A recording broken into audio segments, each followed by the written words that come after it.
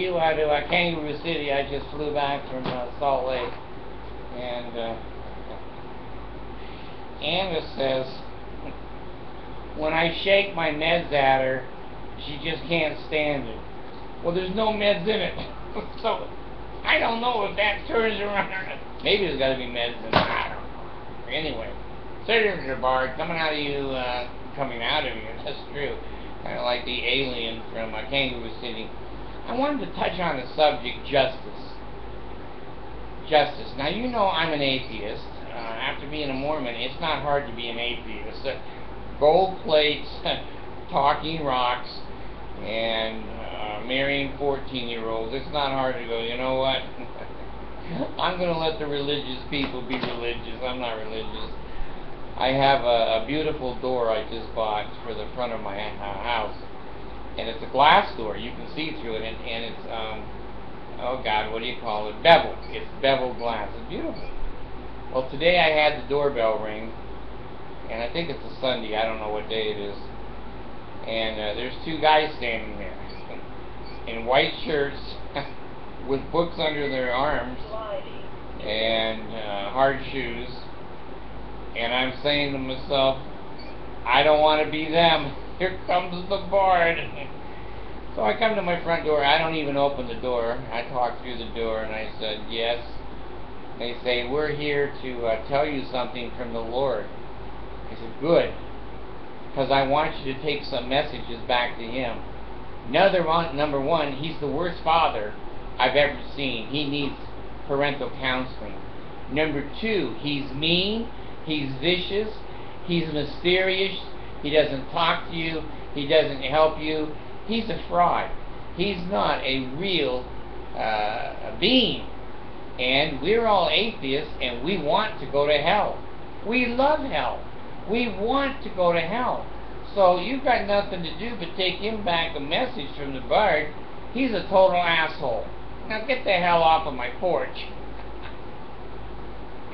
Every missionary is trained to handle objections like a salesman. There's some objections you get you can't handle, and that's one of them right there. So here's where I'm going, okay?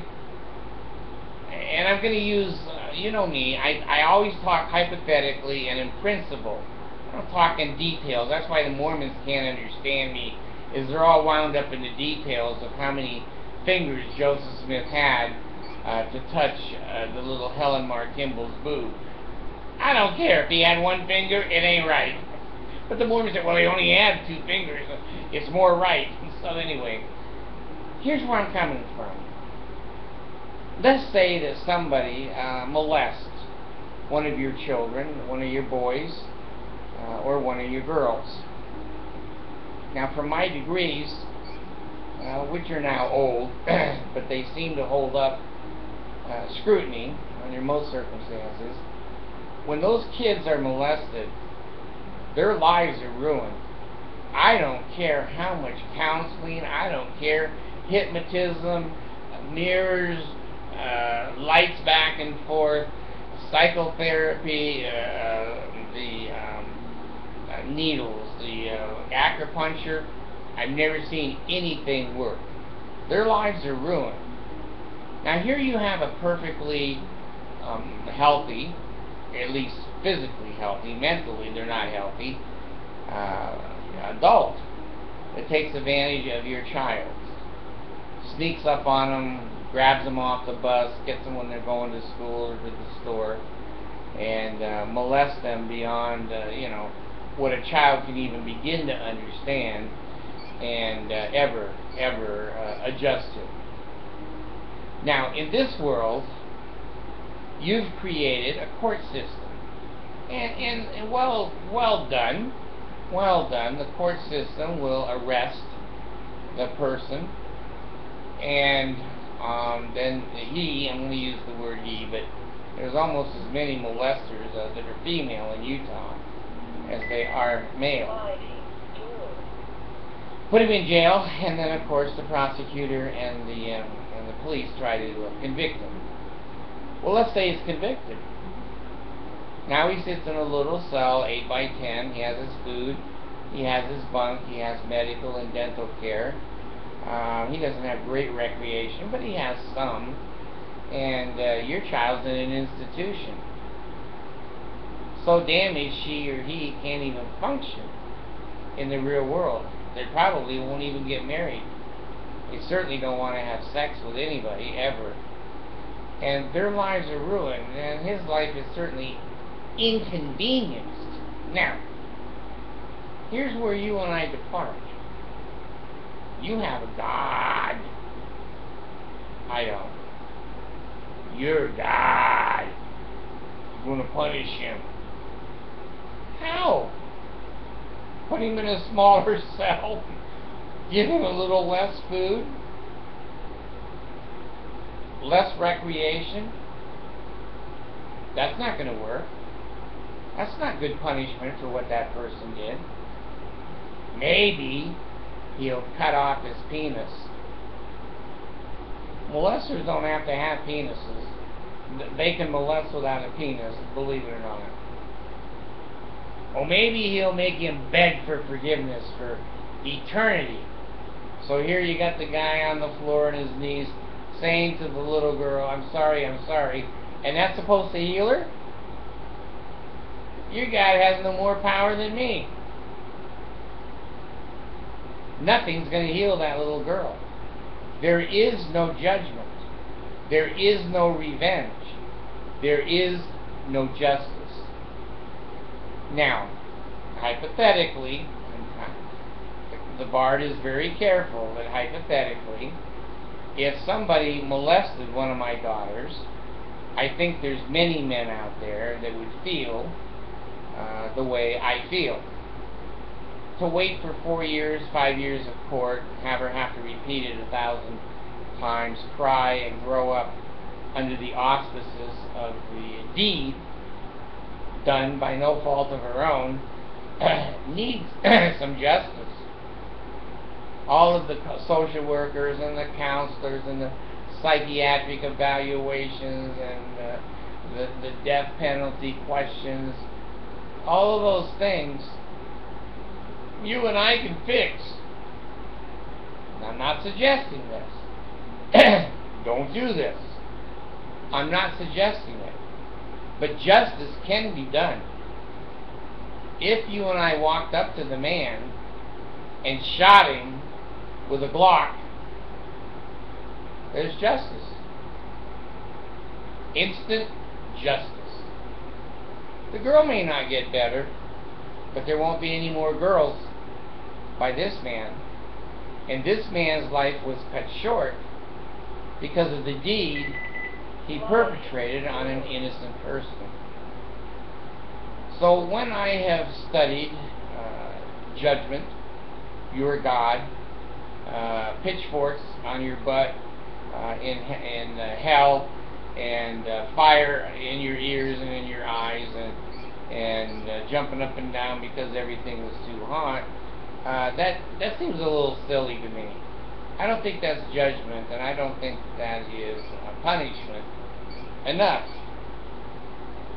Cutting a life short, certainly he did it. Justice would deem that somebody else do it to him.